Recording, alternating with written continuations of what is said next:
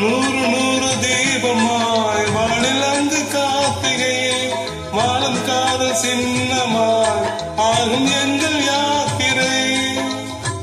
நாலு கண்கள் பாதி போட நாகரீகம் தொடருது. வா வா வா வா கண்ணாவா தாத்தா தாத்தா கவிதை தா.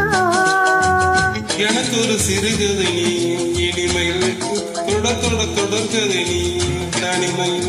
எனக்கு ஒரு சிறுகதை நீ தொட தொட தொடர்கதை நீ உருகி உருகி உனைப்படுத்திட வா வா வா.